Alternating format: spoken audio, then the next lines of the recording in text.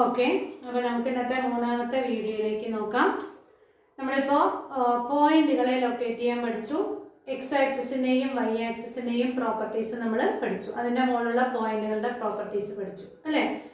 ഇനി നമ്മൾ അടുത്തതായിട്ട് എക്സ് ആക്സിസിനും വൈ ആക്സിസിനും പാരലലായിട്ട് നമുക്ക് ഇഷ്ടം പോലെ ലൈനുകൾ ഈ പ്ലെയിനിൽ വരയ്ക്കാം. ടീച്ചർ അങ്ങനെ ഒരു ലൈൻ വരച്ചിട്ടുണ്ട്. A B is a line parallel to x axis. എന്താ പാരലൽ ടു എക്സ് ആക്സിസ് എന്ന് പറഞ്ഞാൽ അർത്ഥം? എക്സ് ആക്സിസുമായിട്ട് ആ ലൈൻ ഒരിക്കലും കൂട്ടിമുട്ടുന്നില്ല.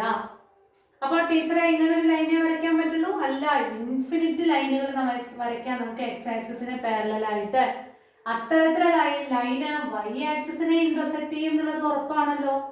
Therefore, the line AB എന്ന് പറഞ്ഞ ലൈന് വൈ ആക്സിസിനെ എമ്മിലാണ് കൂട്ടിമുട്ടുന്നത്. അപ്പൊ എന്താണ് എ ബിയുടെ പ്രത്യേകത? A B is a line parallel to x axis. അപ്പൊ നിങ്ങൾക്ക് താഴെ വരച്ചിട്ട് നമുക്കത് കണ്ടുപിടിച്ച് നോക്കാം കേട്ടോ. ടീച്ചർ വീഡിയോയ്ക്ക് കുറെ സമയം എടുക്കുന്നതുകൊണ്ട് ടീച്ചർ ഒരു ലൈൻ വെച്ച് മാത്രമേ പറഞ്ഞു തരുന്നുള്ളൂ. നിങ്ങൾ കൂടുതൽ വരകൾ വരച്ച് നിങ്ങൾ ആ പ്രത്യേകത പരിശോധിക്കുക. നോക്കൂ, this line is passes through the point M. M is the point on the y axis. അപ്പൊ നമുക്കറിയാം വൈ ആക്സിസിൽ നമ്മൾ നോക്കിക്കഴിഞ്ഞാൽ ഏതൊരു പോയിന്റിന്റെയും എക്സ് കോർഡിനേറ്റ് എന്തായിരിക്കും? 0 ആയിരിക്കും. 0,2, കാരണം ഇവിടെ 2ലാണ് അത് കടന്നു പോകുന്നത്. 0,2യിലൂടെയാണ് ഈ ലൈന് കടന്നു പോകുന്നത്.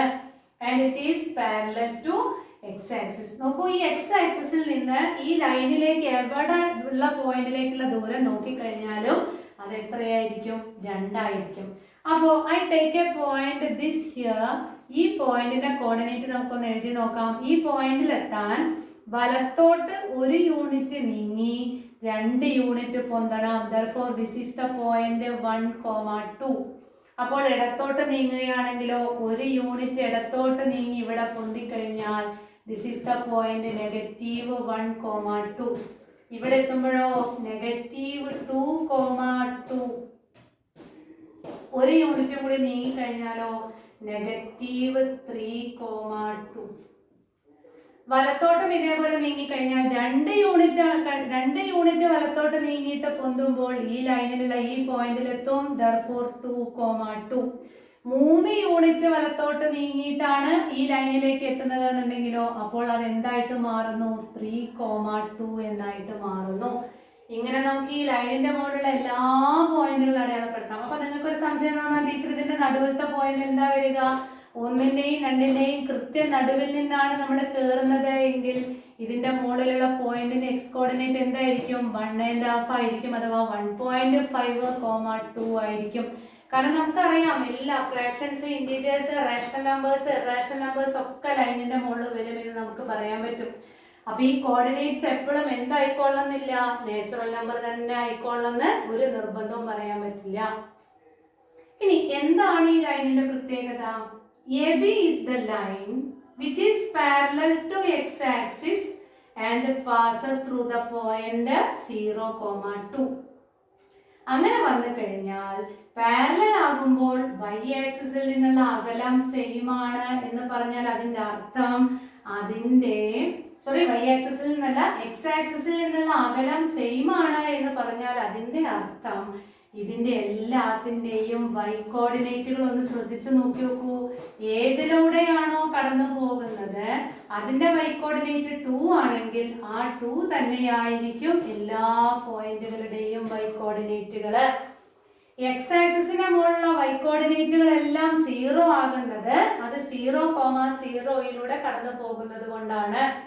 എക്സ് ആക്സിസിന് പാരലൽ ആയിട്ടുള്ള ഒരു ലൈനിന്റെ മുകളിലുള്ള വൈ കോർഡിനേറ്റുകൾ എന്ന് പറയുന്നത് അത് കടന്നു പോകുന്ന പോയിന്റിന്റെ വൈ കോർഡിനേറ്റ് ആയിരിക്കും. അപ്പോൾ ഇതിന്റെ കോർഡിനേറ്റ്സിനെ നമുക്ക് ജനറൽ ആയിട്ട് എങ്ങനെ എഴുതാം? നോക്കൂ, ഇവിടെ ഏതാണ് വാരി ചെയ്യുന്നത്?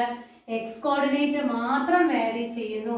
Therefore, I can generally represent the points on this line as X വാരി ചെയ്യുന്നു. അപ്പൊ എക്സിന് നമുക്ക് വ്യത്യസ്ത വരകൾ കൊടുക്കാം, പക്ഷെ വൈ കോർഡിനേറ്റ് ഒരിക്കലും മാറില്ല. x,2 is a point on this line. Clear ആയല്ലോ? എക്സ് 1 ആകുമ്പോൾ അത് 1,2 ആകും.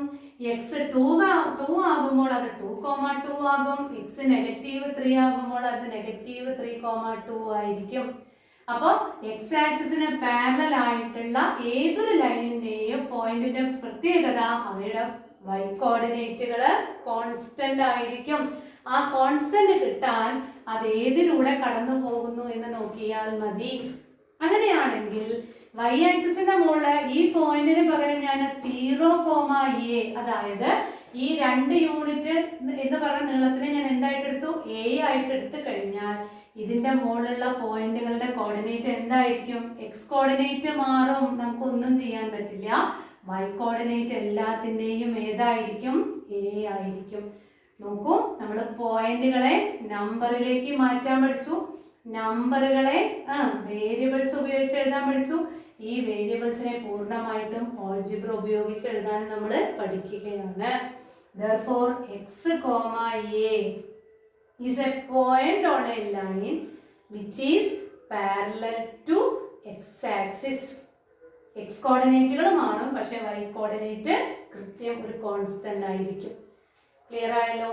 അങ്ങനെയാണെങ്കിൽ നമുക്ക് ഇനി y ആക്സിസിന് പാരലൽ ആയിട്ടുള്ള ഒരു ലൈൻ ഒന്ന് വരച്ച് നോക്കാം. I draw A line. അപ്പോൾ ടീച്ചർ ഇവിടെ ഇത്രയും ഭാഗം അയച്ച് കളയുന്നു, അല്ലെങ്കിൽ നിങ്ങൾക്ക് കൺഫ്യൂഷൻ വരണ്ട എന്ന് വിചാരിച്ചിട്ടാണ്. ഇവിടെ നോക്കൂ, ഈ ലൈൻ ഈ പോയിന്റിലൂടെ പാസ് ചെയ്യുന്ന ഒരു ലൈന് y ആക്സിസിന് പാരലൽ ആയിട്ട് വരച്ചു. Let PQ is the line. PQ passes through, പറയൂ, -3,0. -3,0. കാരണം ഇത് എക്സ് ആക്സിസിലുള്ള പോയിന്റ് ആണ്. അതിന് ഞാൻ n എന്ന പേര് കൊടുത്താൽ n-ന്റെ കോർഡിനേറ്റ് -3,0 എന്നാണ്. And PQ is a line parallel to y-axis. y-axisന് സമാന്തരമാണ്. കൂടാതെ അത് -3,0 എന്ന പോയിന്റിലൂടെ കടന്നു പോവുകയും ചെയ്യുന്നു എന്ന് പറഞ്ഞാൽ ഇനി നമുക്ക് നോക്കാം. ഒരു യൂണിറ്റ് 0-ൽ നിന്ന് നമ്മൾ ഇവിടെ എത്തി -3 എത്തുമ്പോഴാണ് ഈ ലൈന് നമ്മൾ കണ്ടത്. മുകളിലോട്ടും പോകുന്നുണ്ട്, താഴോട്ടും പോകുന്നുണ്ട്. ഇനി നമുക്ക് ഈ ലൈനിലൂടെ സഞ്ചരിക്കണം എന്നുണ്ടെങ്കിൽ നമുക്ക് ഒന്നുകിലും മുകളിലോട്ട് പൊന്തിയാൽ മതി, താഴോട്ട് ഇറങ്ങിയാൽ മതി. അപ്പോൾ ഒരു യൂണിറ്റ് പൊന്തിയാൽ ഈ ലൈനിൽ ഞാൻ എവിടെ എത്തും നോക്കൂ? -3,1 ഒരു യൂണിറ്റും കൂടെ പൊന്തിക്കഴിഞ്ഞാൽ -3,2 ഒരു യൂണിറ്റ് താഴോട്ട് ഇറങ്ങിയാൽ -3,1 ടീച്ചർ പറയുന്ന മാതിരി ഇങ്ങനെ പറഞ്ഞ് പഠിച്ചാൽ ഇത് ഒരിക്കലും തെറ്റില്ല. -3,2 ഇവിടെ ടീച്ചർ എഴുതിയത് തെറ്റി. -1 ആണ് ഇവിടെ. ഒരു യൂണിറ്റ് താഴോട്ട് ഇറങ്ങിയതാണ് ഇവിടെ. അപ്പൊ ഇവിടെ 2 യൂണിറ്റ് താഴോട്ട് ഇറങ്ങുമ്പോൾ -3,-2 എത്തും. ഒരു യൂണിറ്റും കൂടി ഇറങ്ങിക്കഴിഞ്ഞാൽ -3,-3 അപ്പൊ നോക്കൂ, ഈ പോയിന്റുകളെല്ലാം ഈ ലൈനിന്റെ മുകളിലത്തെ പോയിന്റുകളാണ്. എന്താണ് ഇതിന്റെ പ്രത്യേകത? നോക്കൂ, ഇതിലത്തെ എല്ലാത്തിൻ്റെയും എക്സ് കോർഡിനേറ്റുകൾ സെയിം ആണ്. അതിന്റെ അർത്ഥം എന്താ അത് വരാനുള്ള കാരണം? y ആക്സിസിൽ നിന്ന് 3 യൂണിറ്റ് ഇടത്തോട്ട് നമ്മൾ നീങ്ങിയതാണ്. എക്സ് ആക്സിസിലൂടെ 3 യൂണിറ്റ് ഇടത്തോട്ട് നീങ്ങിയിട്ട് ഈ ലൈനിലൂടെ സഞ്ചരിക്കാൻ എങ്ങോട്ട് പോയാൽ മതി? മുകളിലോട്ടോ താഴോട്ടോ നീങ്ങിയാൽ മതി. അല്ലെങ്കിൽ നമുക്ക് മറ്റൊരു തരത്തിൽ പറയാം, PQ എന്ന് പറഞ്ഞ ലൈന് y ആക്സിസിന് പാരലൽ അഥവാ സമാന്തരമാണ്. അതിലെ ഏതൊരു പോയിന്റ് നമ്മൾ കൺസിഡർ ചെയ്താലും അതിന്റെ എക്സ് സൂചക സംഖ്യകൾ അഥവാ എക്സ് കോർഡിനേറ്റ്സുകൾ ഈക്വൽ ആയിരിക്കും. ആ എക്സ് കോർഡിനേറ്റ് ഏതാണെന്ന് കിട്ടാൻ അത് ഏത് പോയിന്റിലൂടെ കടന്നു പോകുന്നു എന്ന് പറഞ്ഞാൽ മതി. -3,0 കടന്നു പോകുന്നു എന്ന് പറഞ്ഞാൽ ആ ലൈനിന്റെ മുകളിലുള്ള ഏത് പോയിന്റിന്റെയും എക്സ് കോർഡിനേറ്റ് എന്തായിരിക്കും? -3 ആയിരിക്കും. ഇത് ഇത്രയും ഡീറ്റെയിൽ ആയിട്ട് പറഞ്ഞു തരുന്നത് പ്രോബ്ലത്തിൽ നമുക്ക് ഇങ്ങനത്തെ ഫിഗറുകളൊന്നും നമുക്ക് തരില്ല.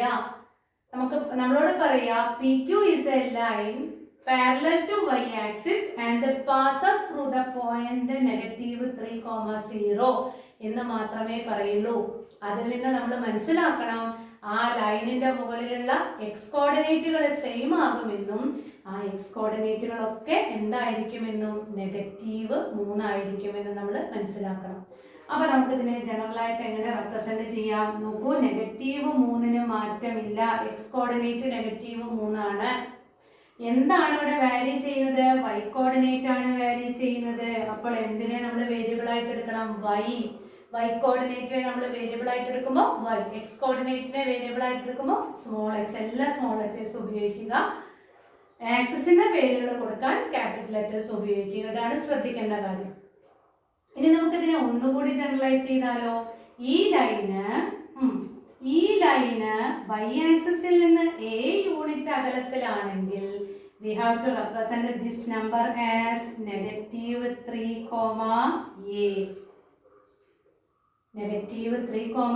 കാരണം ഇവിടെ എന്ത് മാറുന്നില്ല? -3 മാറുന്നില്ല. എന്താണ് മാറുന്നത്? സോറി, a മാറുന്നില്ല. ബാക്കി എല്ലാ y കോർഡിനേറ്റ് നേരെ തിരിച്ചെഴുതണം. -3ക്ക് പകരം ഈ നെഗറ്റീവ് ടീച്ചർക്ക് തെറ്റിയിട്ടോ. ഈ അകലം 3 യൂണിറ്റ് ഇടത്തോട്ടല്ലേ, അതിന് പകരമാണ് ടീച്ചർ എന്തെടുത്തിരിക്കുന്നത്? a എടുത്തിരിക്കുന്നത്. therefore a, y is a point on a line which is parallel to y axis. ഇനി നിങ്ങൾക്ക് ഇത് ഓർത്ത് വെക്കാൻ നിങ്ങൾക്ക് വിഷമമുണ്ടെങ്കിൽ ആദ്യത്തെ ബേസിക് കൺസെപ്റ്റ് എങ്കിലും നിങ്ങൾ ഓർത്ത് വെക്കുക. ക്ലിയർ ആയല്ലോ? അപ്പോൾ ടീച്ചർ എക്സ് ആക്സിസിന്റെ പ്രത്യേകത പറഞ്ഞു, y ആക്സിസിന്റെ പ്രത്യേകത പറഞ്ഞു, എക്സ് ആക്സിസിനും y ആക്സിസിനും പാരലൽ ആയ ലൈനുകളുടെ പ്രത്യേകത പറഞ്ഞു, എങ്ങനെ ജനറൽ ആയിട്ട് കാണിക്കാന്നൊക്കെ പറഞ്ഞു. പേജ് നമ്പർ 134 നിങ്ങൾക്ക് കാണാം ഫൈൻഡ് ദ ഫോളോയിങ് എന്ന് പറഞ്ഞിട്ട് 5 ക്വസ്റ്റ്യൻസ് ഉണ്ട്. ഇതെല്ലാത്തിൻ്റെയും ആൻസർ ആയിട്ടാണ് ടീച്ചർ ഇപ്പോൾ ഈ 3 വീഡിയോസ് നിങ്ങൾക്ക് തന്നിരിക്കുന്നത്. നിങ്ങൾ ആ ക്വസ്റ്റ്യൻസ് ഒന്ന് വായിച്ച് നോക്കുക. ആ ക്വസ്റ്റ്യൻസിൻ്റെ ആൻസർ എല്ലാം നിങ്ങളുടെ നോട്ട്ബുക്കിൽ ടീച്ചർ പോയിന്റുകളായിട്ട് എഴുതി അയച്ചിട്ടുണ്ട്. കൂടാതെ പേജ് നമ്പർ 135 2 ക്വസ്റ്റ്യൻസ് നിങ്ങൾക്ക് തന്നിട്ടുണ്ട്. ഇത് നിങ്ങൾക്ക് വളരെ സിമ്പിളായിട്ട് നിങ്ങൾക്ക് ചെയ്യാവുന്നതാണ്. അത് രണ്ടും നിങ്ങൾ ചെയ്യുക. അടുത്ത വീഡിയോയിൽ ടീച്ചർ ഈ ഒരു 2 പ്രോബ്ലംസ് നിങ്ങൾക്ക് ചെയ്ത് കാണിച്ചു തരാം. നിങ്ങൾ ഇതിലത്തെ 1, 2 ഇവിടെ ഒരു റോംബസിൻ്റെ കണക്കുണ്ട്. ഇത് 3 നിങ്ങൾ സ്വന്തമായിട്ട് ചെയ്യണം. കാരണം നിങ്ങൾക്ക് ആ പൊസിഷൻ ലൊക്കേറ്റ് ചെയ്യാൻ നിങ്ങൾക്ക് കൃത്യമായിട്ട് പഠിക്കണം. മറ്റത് 2 കുറച്ച് ആപ്ലിക്കേഷൻ വർക്കാണ്, അത് ടീച്ചർ ചെയ്തു തരാം. ഇനി നോക്കൂ, നമ്മുടെ ഫിസിക്സ് ടീച്ചറൊക്കെ വരയ്ക്കുന്ന ഗ്രാഫുകൾ വരയ്ക്കുന്ന സമയത്ത് ടീച്ചർ ഇങ്ങനെ 4 ക്വാഡ്രൻസ് ഒന്നും വരച്ചത് നിങ്ങൾ കാണാറില്ല. അതിൽ മിക്കവാറും പോസിറ്റീവ് വാല്യൂസ് ആകുന്ന സമയത്ത് അവർ ഈ ഫസ്റ്റ് ക്വാഡ്രന്റ് മാത്രമേ വരയ്ക്കുള്ളൂ. അതുകൊണ്ട് അവരുടെ ഗ്രാഫുകളൊക്കെ മിക്കവാറും ഇങ്ങനെ മാത്രം എക്സ് വൈ എന്ന് പറഞ്ഞിട്ട് അടയാളപ്പെടുത്തി കാണാം. അതേസമയം ടെമ്പറേച്ചറൊക്കെ ഉള്ള ഗ്രാഫ് ആണെങ്കിൽ മൈനസ് ടെമ്പറേച്ചറുകളൊക്കെ ഉണ്ട് എന്നുണ്ടെങ്കിൽ അത് ഇങ്ങോട്ട് ഇടത്തോട്ടും നീങ്ങിയിരിക്കുന്നത് കാണാം. അപ്പം മനസ്സിലാക്കേണ്ടത് ഇങ്ങനൊരു പാർട്ട് മാത്രമല്ല ഗ്രാഫിനുള്ളൂ, ഇങ്ങനെയും 4 ക്വാഡ്രന്റ് ഉണ്ടെന്നും x x dash y y dash ഉണ്ടെന്നും മനസ്സിലാക്കുക. ക്ലിയർ ആയല്ലോ എല്ലാവർക്കും? ഇനി മറ്റൊരു കാര്യം എന്ന് പറയുന്നത് അവരെന്ത് മാത്രമേ ഉപയോഗിക്കുന്നുള്ളൂ? ഫസ്റ്റ് ക്വാഡ്രന്റ് മാത്രമേ ഭൂരിഭാഗം ഗ്രാഫിലും ഉപയോഗിക്കുന്നുള്ളൂ എന്ന് മനസ്സിലാക്കുക. ഇനി കണക്കുകൾ നമുക്ക് വരുമ്പോൾ ഈ എക്സ് ആക്സിസും വൈ ആക്സിസും ഇല്ലാതെ തന്നെ, അല്ലെങ്കിൽ അത് നമ്മുടെ ധാരണ മനസ്സിലുണ്ടാകാതെ തന്നെ, ഇത് വരയ്ക്കാതെ തന്നെ നമുക്ക് പോയിന്റുകൾ പ്ലോട്ട് ചെയ്യാനും പൊസിഷനുകൾ കണ്ടുപിടിക്കാനൊക്കെ നമുക്ക് സാധിക്കും. അത് ടീച്ചർ അടുത്ത പ്രോബ്ലത്തിലൂടെ ടീച്ചർ വിശദമാക്കി തരാം. Okay, by.